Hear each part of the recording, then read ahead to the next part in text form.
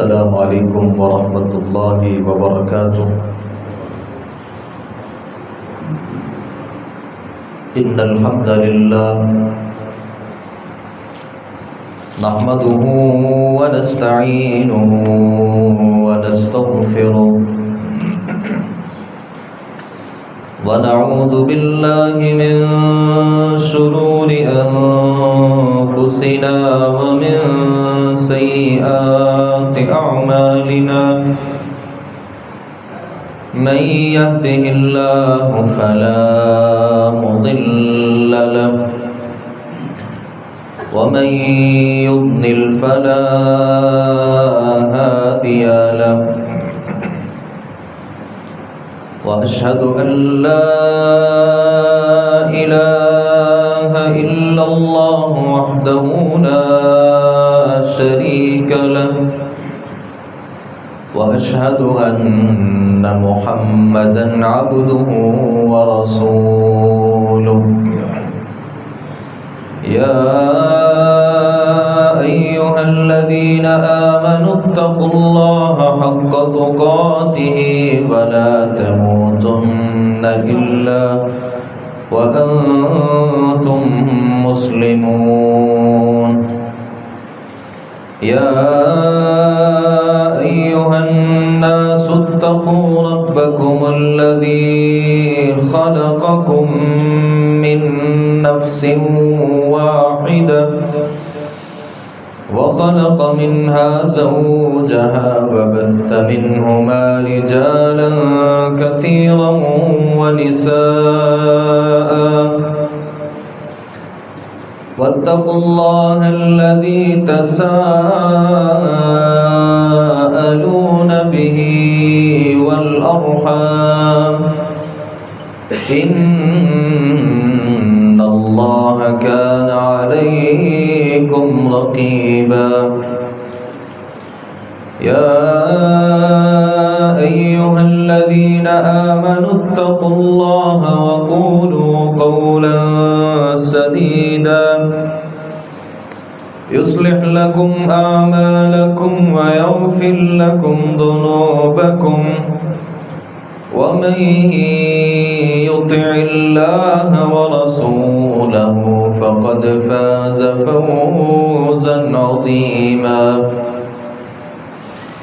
أما بعد فإن أصدق الحديث كتاب الله وأحسن الهدي هدي محمد صلى الله عليه وسلم وشر الأمور محدثاتها وكل محدثة بدعة وكل بدعة ضلالة وكل ضلالة في النار. أعوذ بالله السميع العليم من الشيطان الرجيم من همزه ونفخه ونفثه. بسم الله الرحمن الرحيم. ومن أعرض عن ذكري فإن له معيشة ضنكا ونحشره يوم القيامة أعمى. قال رب لم حشرتني أعمى وقد كنت بصيرا. قال كذلك أتتك آياتنا فنسيتها وكذلك اليوم تنسى. तमाम किस्म की तारीफ़ात तमहीदात अल्लाह रब्बुल आलमीन की ज़ात के लिए ख़ास हैं। इस खालिक कायनात मालिक कायनात अहकमुल हाकिमीन रब्बुल आलमीन ने हमें इंसान पैदा फरमाया। दरूद व सलाम हो नबियों के इमाम पाकबाज़ों के सरदार نبی آخر الزمان جناب محمد رسول اللہ صلی اللہ علیہ وآلہ وسلم کی ذات گرامی پر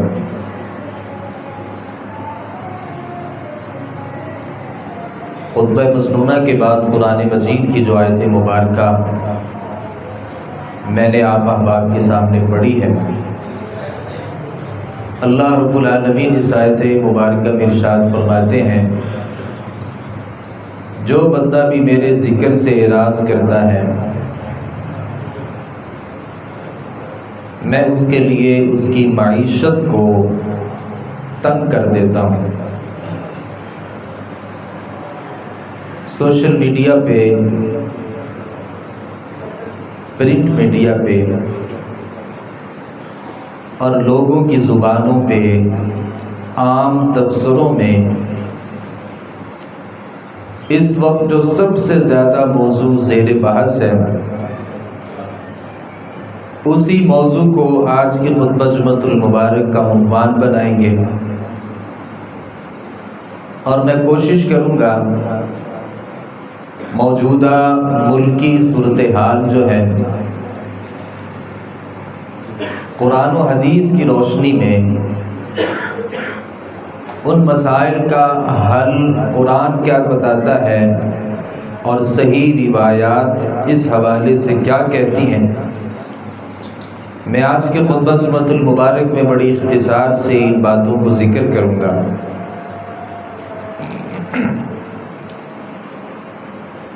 موجودہ پاکستانی جو صورتحال ہے، ہم نے دیکھا اور محسوس کیا، آپ بھی ان باتوں سے بخوبی واقف ہیں کہ روز بروز آئے دن مہنگائی جو ہے وہ بڑھتی چلی جا رہی ہے، اور لوگوں کے ذہنوں میں، دل اور دماغ میں کئی سارے تبصرے بھی ہیں، اس کی کئی ساری وجوہات بھی ہیں، اور لوگوں کا جو غیظ و غضب ہے، جو ناراضگیاں ہیں اور جو غصے ہیں وہ اپنی جگہ پر موجود ہیں۔ ان ساری باتوں سے قطع نظر مہنگائی کب ہوتی ہے، کسی بھی ملک کی جو معاشی ترقی ہے وہ تنزلی کی طرف کب جاتی ہے، اللہ جو رزق کی فراوانی اپنے لوگوں کے اوپر کرتے ہیں، یہ رزق کی فراوانی کب ختم ہوتی ہے، مال اور دولت کی جو ریل پیل ہوتی ہے یہ بھوک میں، فقر میں اور فاقے میں کب تبدیل ہوتی ہے۔ میں آج کی خطبہ جمعۃ المبارک میں کچھ ایسے اسباب ذکر کروں گا، ایسی وجوہات ذکر کروں گا کہ اللہ مہنگائی کے طوفان کو کسی قوم کے اوپر کب مسلط کرتے ہیں۔ اس حوالے سے لوگوں کے مختلف جوابات ہیں۔ کسی کاروباری آدمی کے پاس جائیں، وہ مہنگائی کی کوئی الگ ایک وجوہات ذکر کرے گا، دانشور کے نزدیک اس کی کوئی اور وجہ ہو سکتی ہے، تجزیہ نگار جو ہے وہ اس حوالے سے اپنے نقطہ نظر سے لوگوں کو آگاہ کریں گے، اور ایک عالم جو ہوتا ہے وہ قرآن اور حدیث کی روح سے ان مسائل کو حل کرتا ہے۔ میں اگر ان اسباب کو ڈھونڈوں اور تلاش کروں کہ کسی بھی ملک کا اور کسی بھی قوم کے اوپر معاشی بحران کب آتا ہے، مہنگائی کے طوفان کس وجہ سے آتے ہیں، سب سے پہلا جو سبب ہے وہ قرآن مجید سے دوری ہے، اللہ کے ذکر اور اس کی نصیحتوں سے دوری ہے۔ میں نے قرآن مجید کا جو ایک مقام آپ کے سامنے پڑھا ہے، اللہ اس مقام عالی شان میں فرماتے ہیں من اعرض عن ذکری فإن له معیشۃ ضنکا، جس بندے نے بھی میرے ذکر سے اعراض کر لیا، میری نصیحتوں سے منہ موڑ لیا اور میرے قرآن کو پس پشت ڈال دیا، فإن له معیشۃ ضنکا، اس کے لیے جو معیشت ہے، اس کے لیے جو کاروبار ہے، اس کے لیے جو مال و دولت ہے، اللہ فرماتے ہیں وہ ساری کی ساری چیزیں اس کے لیے تنگ کر دی جاتی ہیں۔ قرآن مجید سے اعراض، اللہ کے ذکر سے اعراض اور اللہ کی نصیحتوں سے اعراض کرنے کا مطلب کیا ہوتا ہے؟ کسی آدمی کو بتایا جائے کہ بھائی تمہارے اندر یہ خامی ہے، قرآن یہ کہتا ہے، لیکن وہ آدمی اس کی نصیحت کی کوئی پرواہ نہیں کرتا۔ میرے اندر ایک خامی موجود ہے، ایک کوتاہی موجود ہے، باوجود اس بات کے کہ مجھے سمجھایا گیا ہے، لیکن میں اس کی کوئی پرواہ نہیں کرتا۔ قرآن کیا کہتا ہے، صحیح روایات کیا کہتی ہیں، اللہ کا اس میں پیغام کیا ہے، مجھے اس حوالے سے کوئی پریشانی نہیں ہوتی۔ اللہ فرماتے ہیں اگر تمہیں قرآن کی کوئی پرواہ نہیں ہے، تمہیں میری نصیحتوں کی کوئی پرواہ نہیں ہے، پھر اللہ کو بھی میری اور آپ کی کوئی پرواہ نہیں ہوتی۔ میں سوال کروں گا آپ بھائیوں سے، میری بہنیں بھی موجود ہیں، ماہ رمضان گزرا، میرا بڑا تعلق تھا قرآن مجید کے ساتھ، ایک بڑی وابستگی تھی۔ رمضان گزرنے کے بعد قرآن مجید کے ساتھ جو ایک رمضان میں تعلق تھا اور قرآنی نصیحتوں کے ساتھ جو رمضان المبارک میں ایک التزام تھا، رمضان گزرنے کے بعد وہ رہا یا نہیں رہا؟ اگر رہا ہے تو میں سمجھ سکتا ہوں کہ قرآن مجید کے ساتھ محبت بھی ہے اور اس کے ساتھ تمسک بھی ہے، اور اگر وہ سارا کچھ گزر گیا، پھر مہنگائی کا جو رونا دھونا ہے اور جو پریشانیاں ہیں، اس کی کوئی حیثیت نہیں ہے، کیونکہ آپ کے نزدیک بھی اللہ کے پیغامات کی کوئی حیثیت نہیں ہے۔ میں اپنی خوشیوں کو گزارتا ہوں، غمی کے لمحات آتے ہیں، میرے کاروبار کے طور طریقے اتوار آتے ہیں، مجھے قرآن بتایا جاتا ہے، صحیح روایات میرے سامنے رکھی جاتی ہیں، میں کبھی بھی ان کے مطابق اپنی زندگی نہیں گزارتا۔ اللہ فرماتے ہیں کہ من اعرض عن ذکری فإن له معیشۃ ضنکا ونحشرہ یوم القیامۃ اعمی۔ یہ تو دنیا کی بات ہے نا، اللہ تمہارے اوپر مہنگائی کے طوفان کو مسلط کر دے گا۔ وہ کبھی گیس کی بے تحاشا قیمتوں کی صورت میں ہو سکتا ہے، کبھی پیٹرول کی آئے روز جو بڑھنے والی قیمتیں ہیں اس کی صورت میں ہو سکتا ہے، کبھی لوڈ شیڈنگ کی صورت میں ہو سکتا ہے، کبھی کوئی صورت ہو سکتی ہے،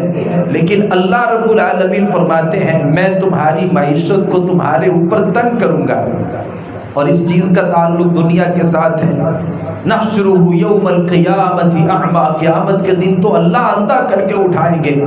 بندہ جب اللہ سے سوال کرے گا، اعتراض کرے گا، اللہ دنیا میں دیکھ سکتا تھا، آنکھیں تھی، بینائی تھی،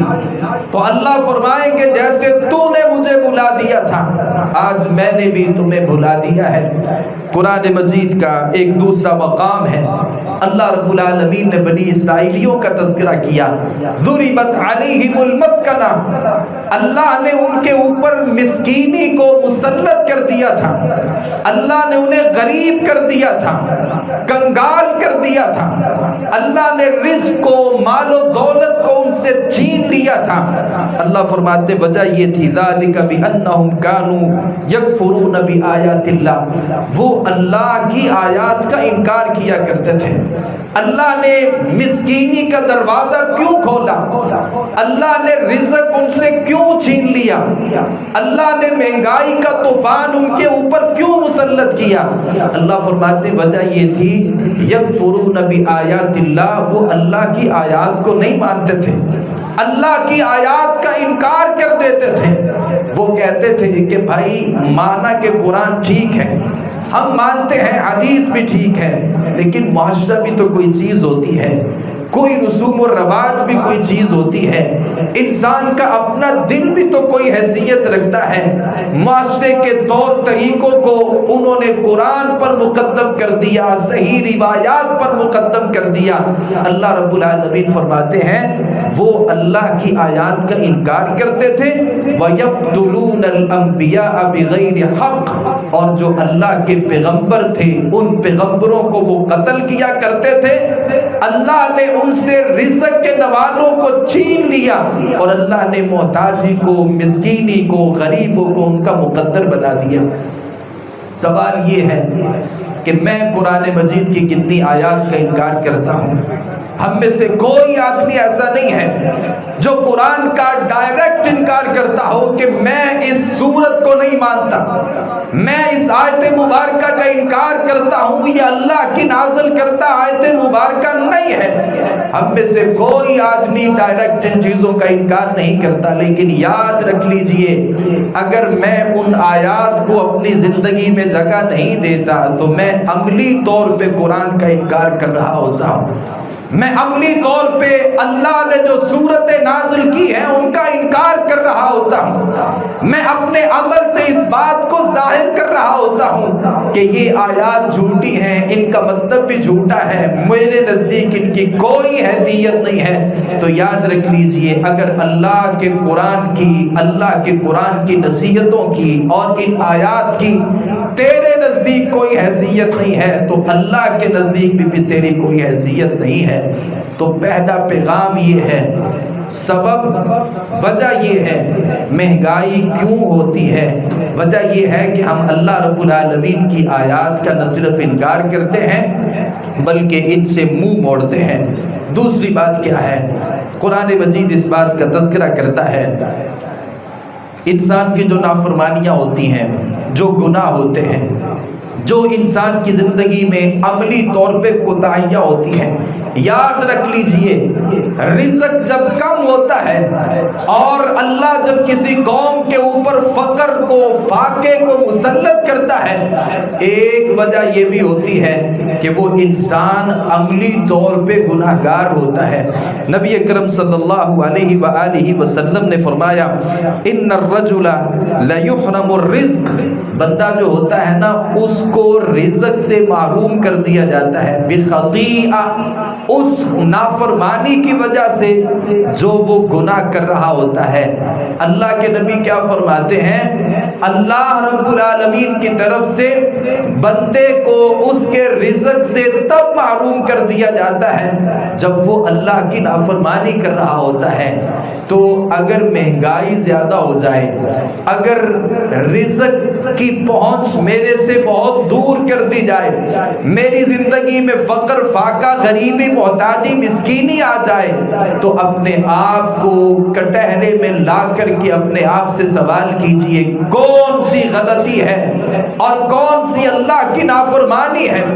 اور کون سی اللہ کی بغاوت ہے جو تو کر چکا ہے اور نتیجہ یہ نکلا ہے کہ اللہ نے رزق کو تم سے محروم کر دیا ہے۔ قرآن کہتا ہے ظہر الفساد فی البر والبحر بما کسبت ایدی الناس، خشکی میں اور تری میں جو فساد برپا ہو چکا ہے یہ انسان کے اپنے ہاتھوں کی کمائیاں ہیں، انسان کی اپنی نافرمانیاں ہیں اور اللہ کے ساتھ عملی طور پر بغاوتیں ہیں۔ یہ انسان کا جو رزق ہے اس انسان سے دور کر دیا جاتا ہے جب کوئی انسان اللہ رب العالمین کی نافرمانیاں کرتا ہے۔ حدیث کہتی ہے کہ بندے کو اس کے رزق سے محروم کر دیا جاتا ہے بخطیئۃ یعملھا، ایک غلطی جو وہ کر گزرتا ہے، غلطی کرتا ہے اللہ رزق سے محروم کر دیتا ہے۔ حدیث نے تو ایک غلطی کا تذکرہ کیا، اور میں نہیں معلوم کتنی غلطیاں کرتا ہوں، اور اللہ اگر پھر بھی مجھے نوازتا ہے، اللہ پھر بھی مجھے دیتا ہے، تو اس کا مطلب یہ ہے کہ اس وقت کا انتظار کیجئے کہ اللہ جو آپ کو دے رہا ہے، ایک وقت آنے والا ہے کہ اللہ یہ رزق کے نوالے آپ سے چھین لے گا۔ اگر آپ کی زندگی میں اللہ کی نافرمانیاں بدستور جاری رہیں گی تو اللہ کی طرف سے بندے کو رزق سے محروم تب کیا جاتا ہے جب وہ آدمی اللہ رب العالمین کی نافرمانیاں کرتا ہے، جب گناہ کرتا ہے، غلطیوں کا ارتکاب کرتا ہے۔ حدیث کہتی ہے کہ اللہ رب العالمین کی طرف سے اس بندے کو رزق سے محروم کر دیا جاتا ہے۔ تیسرا اس حوالے سے پیغام یہ ہے، مہنگائی کیوں ہوتی ہے اور انسان کے اندر فقیری، محتاجی، مسکینی، ذلت اور مسکنت اس آدمی کا ٹھکانہ اور اس آدمی کی قسمت میں کیوں لکھا جاتا ہے؟ وجہ یہ ہوتی ہے، ایک وجہ یہ ہوتی ہے، جو آدمی جس قدر اللہ کا ناشکرہ بن جاتا ہے نا، اللہ رب العالمین اسی قدر اس سے اپنی نعمتوں کو چھین لیتا ہے۔ جو آدمی جس قدر اللہ کا شکر گزار بن جاتا ہے، جو آدمی جس قدر اللہ کا شکریہ کرنے والا بن جاتا ہے، وہ آدمی اسی قدر اللہ رب العالمین کی نعمتوں کا مستحق ٹھہرتا ہے۔ معذرت کے ساتھ میں نے آپ نے یہ سمجھا کہ اللہ کے شکر کرنے کا مطلب یہ ہوتا ہے اللہ تو نے کھانا دیا، اور کھانا کھانے کے بعد میں نے دعا پڑھ لی، الحمدللہ الذی اطعمنی ھذا ورزقنی من غیر حول منی ولا قوہ۔ میں نے یہ دعا پڑھی اور میں نے یہ سمجھا کہ میں نے اللہ کا شکر ادا کر لیا۔ اس کا یہ مطلب نہیں تھا۔ اللہ کا شکر ادا جو ہے وہ انسان اپنے عمل کے ذریعے کرتا ہے۔ اللہ نے مال دیا، رزق دی، اللہ نے عزت دی، جاہ و جلال، منصب دیا، تو یہ آدمی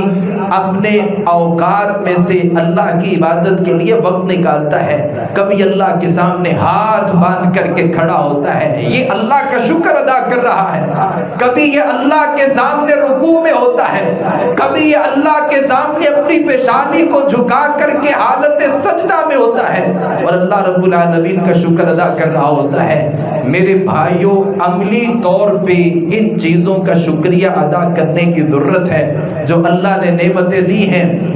میرا وجود اللہ کی نعمتوں کا ایک مجموعہ ہے، سر کے بالوں سے لے کے پاؤں کے ناخنوں تلک اللہ کی قسم ہے اللہ نے ایسی ایسی نعمتیں دی ہیں دنیا میں جن کی کوئی قیمت نہیں ہے اور کوئی آدمی ان چیزوں کو خرید نہیں سکتا۔ کسی آدمی کی کڈنی یہ گردے فیل ہو جائیں، وہ آدمی اپنے ہاتھ میں ہزاروں ڈالر جو ہیں وہ اپنے ہاتھ میں لیے پھر رہا ہوتا ہے کہ کوئی آدمی مجھے یہ کڈنی جو میری فیل ہو چکی ہے یہ مجھے قیمتاً دے دے، اور کوئی اسے دینے کے لیے تیار نہیں ہوتا۔ تو نے اپنے اس وجود کا شکریہ کس طور پر ادا کیا ہے؟ اگر تو نے اللہ کی عبادتوں کے ساتھ، ریاضتوں کے ساتھ، اللہ کو راضی کرنے کے ساتھ میں نے آپ نے اللہ کی نعمتوں پر شکر ادا کیا ہے، پھر انتظار کیجئے اللہ یہ اور نعمتیں آپ کو دینے والے ہیں۔ اگر میں صبح بھی کھاتا ہوں، دوپہر بھی کھاتا ہوں، رات بھی کھاتا ہوں، اور کھانے میں اللہ مجھے وہ نعمتیں دیتا ہے جو اس دنیا میں کروڑوں لوگوں کے پاس جو نعمتیں نہیں ہیں، اللہ وہ مجھے نعمت دے رہا ہے، پھر بھی زبان سے گلے ہیں، شکوے ہیں، اعتراضات ہیں۔ جب بھی کوئی پوچھتا ہے حالات کیسے ہیں، میری زندگی میں ہمیشہ وہ شکوے ہوتے ہیں، اعتراضات ہوتے ہیں، کبھی اللہ کے بارے میں گلے شکوے ہیں، کبھی کسی چیز کے بارے میں گلے شکوے ہیں۔ یاد رکھیے جو آدمی ساری زندگی ہر وقت گلے شکوے میں اپنی زندگی گزارتا ہے، اللہ اس بندے کے رزق کو تنگ کر دیتا ہے، اللہ اپنی نعمتوں کے دروازے بند کر دیتا ہے، اللہ دیا ہوا جو رزق ہے وہ چھین لیتا ہے، کیونکہ قرآن مجید کا جو پیغام ہے وہ بڑا صاف ہے، لئن شکرتم لازیدنکم، اللہ کا شکر ادا کرو گے اللہ تمہیں اور دے گا، اور اگر تم کفر کرنا شروع کر دو گے،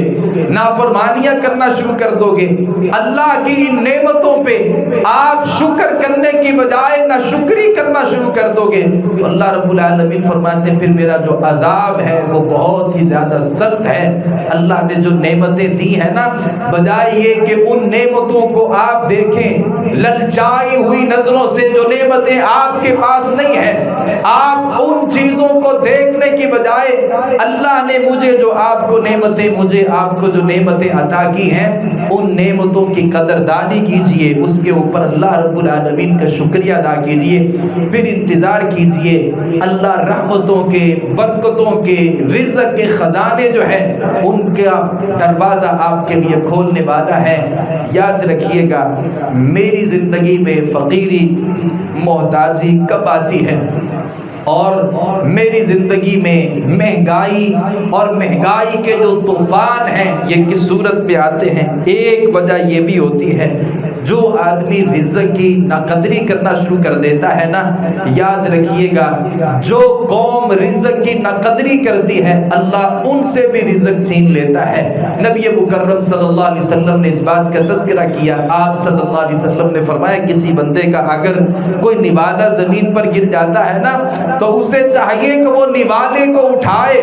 اور اسے صاف کر کے اسے کھا لے، کیونکہ شیطان جو ہوتا ہے وہ بندے کے کھانے میں سے اپنا حصہ بناتا ہے، اور جو چیز انسان کے نیچے گر جاتی ہے یا برتن میں باقی بچ جاتی ہے، آپ صلی اللہ علیہ وآلہ وسلم نے فرمایا کہ انکم لا تدرون فی ای طعامکم البرکہ، تم نہیں جانتے تمہارے کھانے کے کس حصے میں اللہ نے برکت کو رکھا ہے۔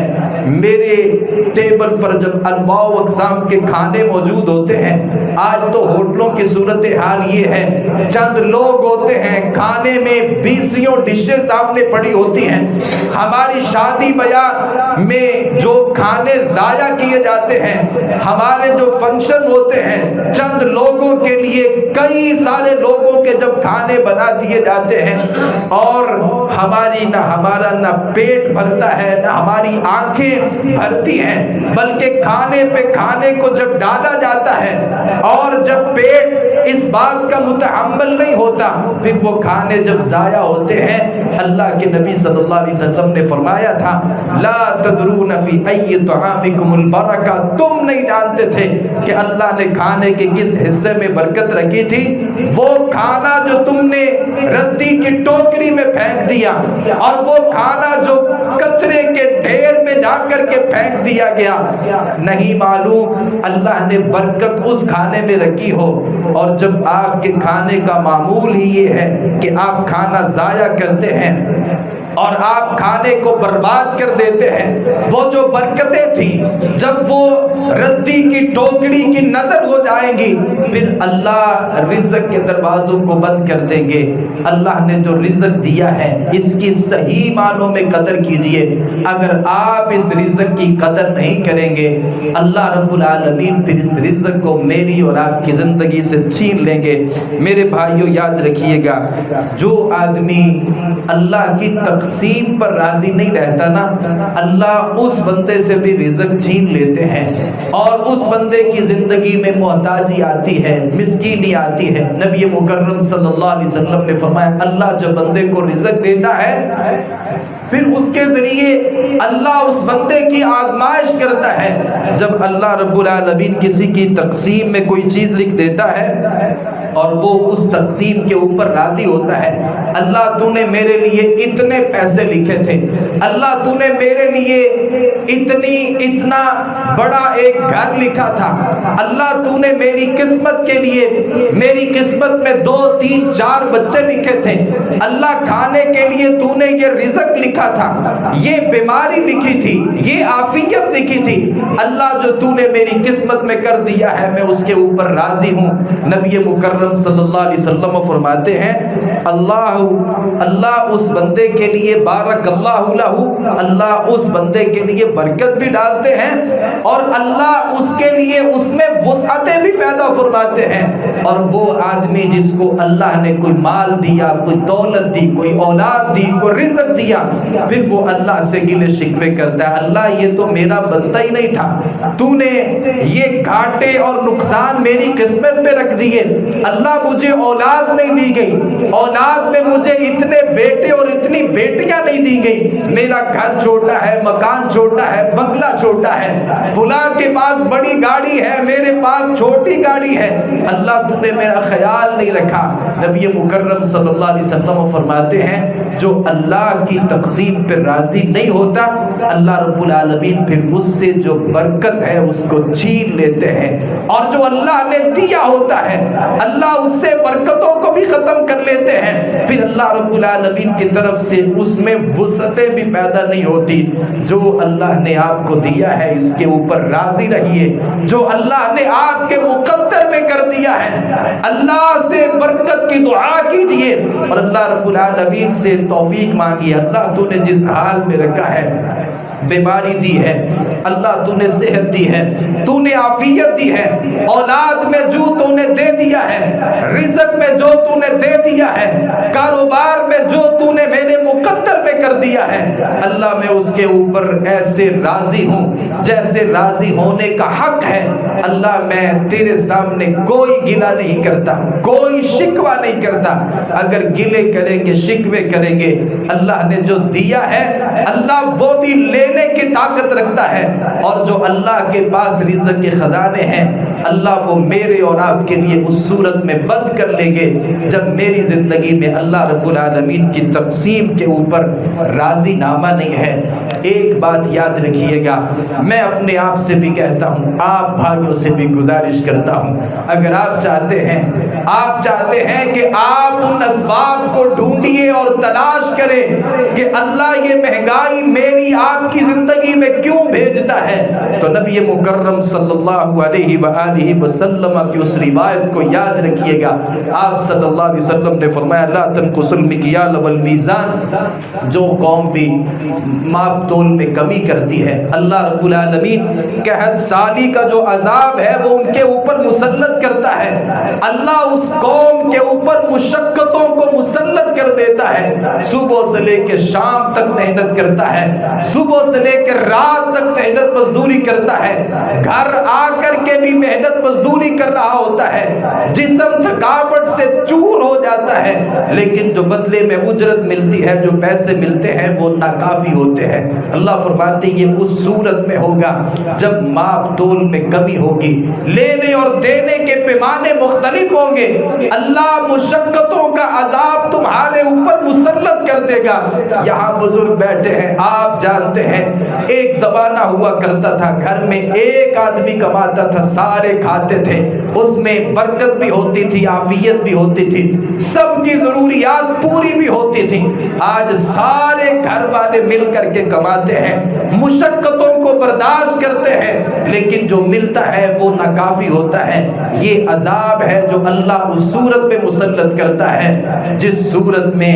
جو لوگ ماپ تول میں کمی کرتے ہیں۔ اسی روایت کے اگلے الفاظ ہیں، نبی مکرم صلی اللہ علیہ وسلم نے فرمایا وَجَوْرِ السُّلْطَانِ عَلَيْهِمْ، اللہ پھر بادشاہ کے ظلم کو بھی ان کے اوپر مسلط کرتا ہے۔ جو حاکم ہوتا ہے وہ ظالم ہوتا ہے، وہ اپنی رعایا کے اوپر ظلم ڈھانے والا ہوتا ہے۔ یہ اس صورت میں ہوتا ہے جب لوگ ماپ تول میں کمی کرتے ہیں۔ آپ کسی بھی سیاسی پارٹی سے وابستگی رکھ سکتے ہیں، آپ کو اختیار ہے، کوئی آپ کے نزدیک بہت اچھا ہوگا، کوئی بہت برا ہوگا۔ میں یہ سمجھتا ہوں جو میرے آپ کے لیے اچھا ہے وہ اچھا ہے، جو میرے آپ کے لیے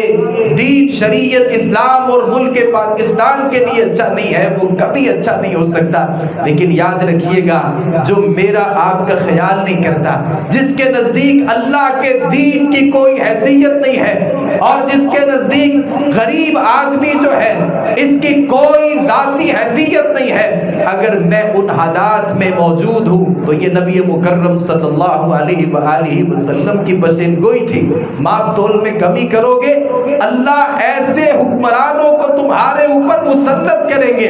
جو ظالم ہوں گے اور اپنی رعایا کے اوپر مظالم ڈھانے والے ہوں گے۔ میں وضاحتوں میں نہیں جانا چاہتا،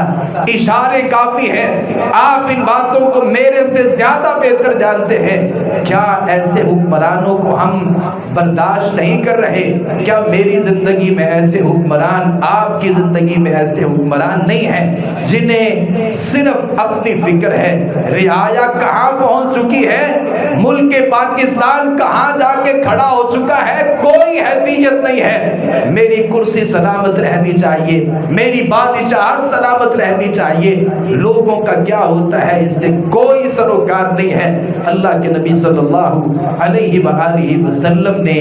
اس زمانے کی طرف ایک پشین گوئی کی تھی، جب لوگ ماپ تول میں کمی کریں گے اللہ ظالم حکمرانوں کو مسلط کر دیں گے، اور میرے وہ بھائی جو زکوٰۃ نہیں دیتے ادھر ادھر ایک دوسرے کے اوپر اعتراض کرنا چھوڑ دیجئے، حکمرانوں کے اوپر قدغن لگانا۔ جب بھی مہنگائی ہوتی ہے اور مہنگائی کی توپیں آپ حکمرانوں کی طرف کر دیتے ہیں، آپ کو یہ لگتا ہے کہ مہنگائی جو ہے وہ ان کی بدولت ہوئی ہے۔ آپ ذرا اپنے گریبان میں جھانکیے، ابھی رمضان گزرا ہے، بہت سے لوگ رمضان کے مہینے میں زکوٰۃ دیتے ہیں۔ کتنے ایسے لوگ تھے جنہوں نے اس رمضان میں زکوٰۃ نہیں دی، ہیلے کیے، بہانے کیے، اور ہیلوں اور بہانوں کے ذریعے زکوٰۃ سے اپنے آپ کی جان چھڑوا لی، اور مولوی صاحب سے غلط بیانی کر کے یہ فتویٰ لے لیا کہ میرے نزدیک اور میرے اوپر کوئی زکوٰۃ نہیں بنتی۔ آپ بھی جانتے ہیں، ہم بھی جانتے ہیں کہ زکوٰۃ دینا ہے، لیکن میں نے آپ نے اگر زکوٰۃ نہیں دی، اللہ کے دیے ہوئے مال میں سے غریبوں کا حق نہیں نکالا، تو نبی مکرم صلی اللہ علیہ وآلہ وسلم نے فرمایا تھا جب لوگ اپنے مالوں سے زکوٰۃ نہیں نکالیں گے اور لوگ اپنے مالوں میں سے جو زکوٰۃ ہے وہ روک لیں گے، اللہ آسمان سے بارشوں کو روک لے گا، اور جب آسمان سے بارشیں نہیں ہوں گی، زمین اپنی انگوری نہیں نکالے گی، زمین کھانے اور پینے کی چیزوں کو نہیں نکالے گی، اللہ رب العالمین کی اس زمین کے اوپر اللہ کے نبی فرماتے ہیں اگر یہ بہائم اور جانور نہ ہوتے، اللہ کبھی آسمان سے بارش کا ایک قطرہ بھی زمین پر نہ اتارتا۔ یہ جو آسمان سے بارشیں اترتی ہیں، جو زمین اپنی کھیتی اور انگوری نکالتی ہے، یہ انسانوں کے لیے نہیں بلکہ اس زمانے میں یہ اللہ جانوروں کے لیے یہ زمین سے کھیتی اور انگوری نکالتے ہیں۔ اگر میں آپ زکوٰۃ نہیں دیتے، پھر کوئی حق نہیں رکھتے اس بات پہ اعتراض کرنے کے لیے کہ فلاں کی وجہ سے مہنگائی ہوئی ہے، شاید وہ مہنگائی میری وجہ سے ہوئی ہے۔ ایک بات اس حوالے سے بطور خاص ذکر کرنا چاہتا ہوں، مہنگائی اس صورت میں بھی ہوتی ہے جب اللہ کے نبی صلی اللہ علیہ وسلم کی بد دعا مجھے آپ کو نصیب ہوتی ہے، اور اللہ کے نبی صلی اللہ علیہ وسلم نے اس آدمی کو بد دعا دی تھی۔ ایک صحابی تھا، وہ اس نے زکوٰۃ دینی تھی یا صدقے کی کوئی چیز دینی تھی، آپ صلی اللہ علیہ وسلم نے ایک آدمی کو بھیجا، جاؤ جا کر کے اس سے اس مال کو وصول کر کے لاؤ۔ اب یہ صحابی اس کے پاس گیا، اس آدمی نے اپنی اونٹنیوں میں سے جو سب سے نکمی اونٹنی تھی اور سب سے جو گندی اونٹنی تھی، جو بیمار تھی، لاغر تھی، جس کے پلے کوئی چیز نہیں تھی، سنن نسائی کی روایت ہے، اس آدمی نے وہ سب سے نکما جو مال تھا وہ اللہ کے راستے میں دے دیا۔ اب وہ اونٹنی لے کر کے صحابی اللہ کے نبی کی خدمت میں حاضر ہوئے۔ آپ صلی اللہ علیہ وسلم کو جب بتایا گیا کہ فلاں آدمی نے یہ نکمی اونٹنی اللہ کے راستے میں دی ہے، تو آپ صلی اللہ علیہ وسلم نے اللہ سے پھر ایک دعا کی، اللہم لا تبارک فیہ ولا فی ابلہ، اللہ نہ اس کے بندے میں خیر و برکت کو نازل فرما، اور اللہ اس کے اونٹ جو ہیں، اونٹوں کا جو کاروبار ہے، اللہ اس کو بھی تباہ و برباد کر دے۔ اللہ کے راستے میں میں کیا دیتا ہوں، اللہ کے راستے میں دیتے وقت میرا دل کہاں ہوتا ہے؟ اور اللہ رب العالمین کے راستے میں دیتے وقت کتنے ایسے لوگ ہیں یا تو اللہ کے راستے میں دیتے ہی نہیں ہیں، اور اگر اللہ کے راستے میں دینے کی بات آئے تو سب سے جو نکما مال ہوتا ہے اور سب سے جو ردی مال ہوتا ہے اور سب سے جو میرے نزدیک جس کی کوئی حیثیت نہیں ہوتی، میں اس مال کو اللہ کے راستے میں دیتا ہوں۔ اللہ کے نبی صلی اللہ علیہ وسلم نے بددعا کی ہے اس صحابی کے لیے، اس آدمی کے لیے جس نے نکما مال اللہ کے راستے میں دیا تھا، اور دعا دی تھی، بددعا دی تھی، اللہ اس میں برکتوں کو ختم کر دے، اس کے کاروبار میں بھی برکتوں کو ختم کر دے۔ آج لوگوں سے اگر کہہ دیا جائے کہ بھائی اللہ کے راستے میں دیجئے، مجھے تو حوصلہ ہی نہیں ہوتا، وہ ہمت ہی پیدا نہیں ہوتی کہ اللہ کے راستے میں مجھے اللہ کے راستے میں کچھ دینا ہے۔ یہ میں ایک مدرسے میں پڑھاتا ہوں اور میں نے وہاں پہ عملی طور پہ مشاہدہ کیا ہے، لوگ بکرے لے کر کے آتے ہیں، آپ یقین مانیے تھوڑا سا بلی سے تھوڑا سا بڑا سائز ہوتا ہوگا، یہ بکرے کبھی اپنے گھر میں ذبح نہیں کرتے، کبھی قربانی پہ ذبح نہیں کرتے، اور کبھی اپنی شادی بیاہ کی تقریبات پہ ان کو ذبح نہیں کیا جاتا، لیکن اللہ کے راستے میں جب دینے کی بات آتی ہے تو سب سے چھوٹے بکرے کا انتخاب کیا جاتا ہے۔ اور جب بھی اللہ کے راستے میں میں نے ایک مثال دی ہے، دسیوں مثالیں آپ کے سامنے ہیں، آپ جب اللہ کے راستے میں دیجئے تو سب سے قیمتی چیز جو ہے وہ اللہ کے راستے میں دیجئے۔ اگر آپ گندا مال اللہ کے راستے میں دیتے ہیں پھر اللہ فقر کو مسلط کریں گے، اللہ محتاجی کو مسلط کریں گے، اللہ برکتوں کو چھین لیں گے، اور پھر مہنگائی جو ہے وہ میرا اور آپ کا مقدر بنے گی۔ تو یہ اللہ کے راستے میں اچھا مال دینا چاہیے۔ اب اس صحابی کو پتا چلا کہ نبی مکرم صلی اللہ علیہ وسلم کے پاس جب میری اونٹنی گئی ہے تو آپ نے میرے خلاف بددعا کی ہے۔ وہ آدمی اللہ کے نبی صلی اللہ علیہ وسلم کی خدمت میں حاضر ہوا، کہا کہ اتوب الی اللہ و الی نبیہ صلی اللہ علیہ وسلم، اللہ کے نبی میں اللہ کی بارگاہ میں بھی توبہ کرتا ہوں اور آپ کے سامنے بھی توبہ کرتا ہوں کہ میرے سے غلطی ہو گئی ہے، میں دوبارہ یہ غلطی نہیں کروں گا۔ تو نبی مکرم صلی اللہ علیہ وسلم نے پھر اس کے لیے دعا کی، اے اللہ اس میں بھی برکت ڈال دے، اور اس کے اونٹوں کا جو کاروبار ہے یا اونٹوں کے جو معاملات ہیں اللہ اس میں بھی برکت نازل فرما۔ تو یہ اچھا مال جو ہے یہ اللہ کے راستے میں دینا چاہیے، نہیں دیں گے اللہ پھر اور طریقے سے آپ سے لے لے گا، اور پھر آپ کو محسوس بھی نہیں ہوگا۔ میری اور آپ کی زندگی میں یہ جو رزق میں کمی ہوتی ہے اور جو مہنگائی آتی ہے، ایک آخری سبب یہ ہے، جب میری اور آپ کی زندگی میں یاد رکھیے گا سودی کاروبار ہوگا،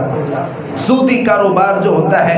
یہ مال کو ختم کرتا ہے۔ قرآن مجید کہتا ہے یمحق اللہ الربا ویربی الصدقات، یہ جو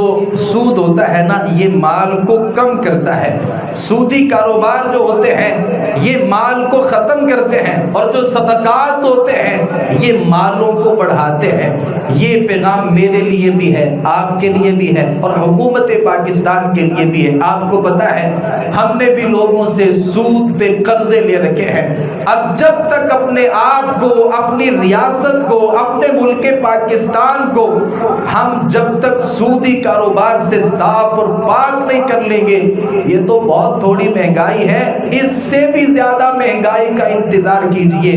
بہت بڑی تباہی جو ہے وہ آنے والی ہے اگر میری آپ کی زندگی میں سودی کاروبار ہے، سودی لین دین ہے، تو اس سود کو جس حد تک ہو سکے اپنی زندگی سے نکالنے کی ضرورت ہے۔ اللہ مجھے آپ کو توفیق عطا فرمائے۔ وما علینا الا البلاغ المبین۔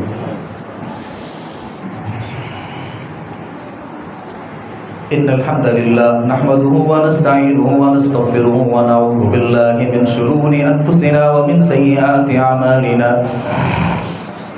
من يهده الله فلا مضل له ومن يضلل فلا هادي له، واشهد ان لا اله الا الله وحده لا شريك له، واشهد ان محمدا عبده ورسوله۔ يا ايها الذين امنوا اتقوا الله حق تقاته ولا تموتن إلا وأنتم مسلمون۔ یا ایھا الناس اتقوا ربکم الذی خلقکم من نفس واحدہ وخلق منها زوجها وبث منهما رجالا كثيرا ونساء واتقوا الله الذي تساءلون به والأرحام إن الله كان عليكم رقيبا۔ مہنگائی کیوں ہوتی ہے، اس حوالے سے قرآن و حدیث میں ہمیں آپ کو جو کچھ اسباب ملتے ہیں اور جو کچھ اس کی وجوہات ہیں میں نے اختصار سے آپ کے سامنے رکھی ہے۔ ایک گزارش میری اور میری آپ احباب سے بھی ہے، اور اس ملک کے جو مقتدر حضرات ہیں یقیناً ہمارے جو پیغامات ہیں وہاں تک پہنچتے بھی ہیں۔ تو گزارش یہ ہے کہ نبی مکرم صلی اللہ علیہ وسلم کے صحابہ کرام میں سیدنا عمر بن الخطاب رضی اللہ عنہ کی زندگی کو سامنے رکھنے کی ضرورت ہے۔ معاشی بحران میں جو عمر بن الخطاب رضی اللہ عنہ کا کردار تھا وہ ہمارے حکمرانوں کے لیے قیامت تک جتنے بھی حکمران اس دنیا میں آئیں گے سب کے لیے مشعل راہ ہے۔ آج یہ بہانہ کیا گیا اور یہ ہیلا کیا گیا کہ عالمی چونکہ جنگیں ہیں اور جنگوں کے نتیجے میں پیٹرول کی قیمت بھی بڑھائی گئی، گیس کی قیمت کو بھی بڑھایا گیا، بجلی کی قیمتوں میں بھی بہت حد تک اضافے کیے گئے، اور بجلی کی لوڈ شیڈنگ بھی ہے، گیس کی بھی بندشیں ہیں، اور اس وقت کا انتظار کیجئے کہ یہ جو ہمیں پیٹرول ان کی قیمتوں پہ جو دیا جا رہا ہے، مجھے تو اس چیز کا بھی انتظار ہے کہ اس میں بھی کوئی ایسے لاک ڈاؤن نہ کر دیے جائیں کہ اس کے بھی چند خاص دن کر دیے جائیں کہ ہمارے پاس اس کی بہت ساری قلت ہو چکی ہے۔ تو گزارش یہ ہے کہ ساری چیزیں اور سارا جو بوجھ ہوتا ہے وہ عوام کے لیے نہیں ہوتا، بلکہ عمر بن خطاب رضی اللہ عنہ کے زمانے میں جب بھوک تھی اور ان کے زمانے میں جب ایک بحران آیا تھا تو عمر بن خطاب رضی اللہ عنہ نے اپنے گھر میں سب سے پہلے اس کا اطلاق کیا تھا۔ آپ اپنے گھر میں گھی کا استعمال نہیں کرتے تھے، میں نے ان روایات کو پڑھا ہے کہ گوشت کھانے پہ پابندی لگا دی گئی تھی، صرف اپنے لیے نہیں، ملک میں اور اس زمانے میں جتنے بھی مالدار لوگ تھے ان کے لیے بھی پابندیاں عائد کر دی گئی تھی کہ اگر غریب آدمی گھی استعمال نہیں کر سکتا، اگر غریب آدمی گوشت نہیں کھا سکتا، تو عمر ابن الخطاب کا نظریہ یہ تھا میں حاکم ہو کر کے مجھے بھی اپنے غریبوں کا ساتھ دینا ہے، جو سہولیات غریب کے لیے ہے وہی سہولیات امیر کے لیے ہونی چاہیے۔ تو میں گزارش کروں گا ہمارے جو وزیر اعظم صاحب ہیں، اللہ تعالیٰ آپ کو صحت بھی دے، عافیت بھی دے اور سلامتیاں بھی دے، ہم کسی کے خلاف نہیں ہیں اور دل سے کسی کو بھی برا نہیں کہتے، آپ کی سالمیت کے لیے آپ کے لیے عافیت کا سوال کرتے ہیں، لیکن ساتھ ایک گزارش یہ ہے کہ آپ جب لوگوں سے 500 روپیہ اس حوالے سے ایک لیٹر کا وصول کریں گے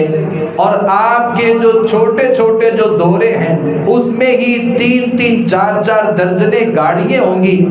اور پھر جب ان کے اوپر اور جو اخراجات ہیں وہ ہزاروں نہیں لاکھوں نہیں کروڑوں میں ہوں گے، تو پھر آپ یہ دعویٰ کریں کہ مجھے عوام کے ساتھ خیر خواہی بہت زیادہ ہے، پیٹرول کی قیمتوں کو بڑھاتے ہوئے میں اپنے دل کے اوپر پتھر رکھ کے یہ فیصلے کر رہا ہوں، یہ صرف اور صرف میں یہ سمجھتا ہوں کہ یہ دوگلی پالیسی ہے اور یہ منافقتیں ہیں، کیونکہ آپ کی زندگی میں کفایت شعاری نہیں ہے۔ سب سے پہلے جو حاکم ہے اسے کفایت شعاری اختیار کرنے کی ضرورت ہے، پھر اللہ کی توفیق سے یہ 25 کروڑ عوام جو ہے یہ بھی اگر واقعتاً ایسے حالات ہیں اور آپ بھی اس میں ہمارے ساتھ برابر کے شریک ہیں تو یہ 25 کروڑ عوام جو ہے یہ آپ کے ساتھ کھڑی ہے۔ لیکن آپ کے نزدیک اگر اشرافیہ کی صورتحال کوئی اور ہے اور سارا جو ٹیکس ہے اور سارے جو مہنگائی کا جو اطلاق ہے وہ غریب عوام پر ہے، تو میں یہ سمجھتا ہوں کہ یہ کافی حد تک منافقت ہے. اس سے اپنے آپ کو بچانے کی بھی ضرورت ہے اور باز رکھنے کی بھی ضرورت ہے. میں اللہ رب العالمین سے اس ملک کی سالمیت کے لیے دعا کرتا ہوں، عافیتوں کا سوال کرتا ہوں. جو اس ملک میں حالات پیدا ہو چکے ہیں، اندیشہ اس بات کا ہے، خطرہ اس بات کا ہے. بنگلہ دیش ہمارے سامنے ہے، سری لنکا کی مثال ہمارے سامنے ہے، ایران کی صورتحال اور ان کی جو معاشی صورتحال ہے وہ ہمارے سامنے ہے. قبل اس کے کہ حالات بہت دور نکل جائیں، اپنے آپ کو اور اپنے ملک کے لیے اللہ رب العالمین سے سالمیت کے لیے اور اس کی حفاظتوں کے لیے اللہ رب العالمین سے دعا کیجئے. آپ یقین مانیے کہ جو بڑا طبقہ ہے نا، مہنگائی جہاں پر بھی پہنچ جائے اس سے کوئی پریشانی نہیں ہے. البتہ جو غریب آدمی ہوتا ہے سب سے پہلے اس کا چولہا بند ہوتا ہے اور اس کی جو ضروریات ہیں ان کے جنازے نکلتے ہیں اور اس کے اوپر سب سے بڑا اس کا اثر پہنچتا ہے. تو ہم ان کے لیے بھی اللہ رب العالمین سے دعا گو ہیں. اللہ تعالیٰ بہترین جو معاملہ ہے وہ فرمائے، ہماری بھی حفاظت فرمائے، ہمارے حکمرانوں کی بھی حفاظت فرمائے، اس ملک پاکستان کی بھی اللہ رب العالمین غیب سے مدد فرمائے. اللہم اغفر لنا والمؤمنین والمؤمنات والمسلمین والمسلمات والف بین قلوبهم واصلح ذات بینهم وانصرهم على عدوك وعدوهم. اللہم خالف بین کلمة وزلزل قدامهم وانزل بهم بأسك الذي لا ترده عن القوم المجرمين. ربنا هب لنا من أزواجنا وذرياتنا قرة أعين واجعلنا للمتقين إماما. اللهم اشف مرضانا ومرضى المسلمين يا قاضي الحاجات اقض حاجاتنا وحاجات المسلمين. سبحان ربك رب العزة عما يصفون وسلام على المرسلين والحمد لله رب العالمين.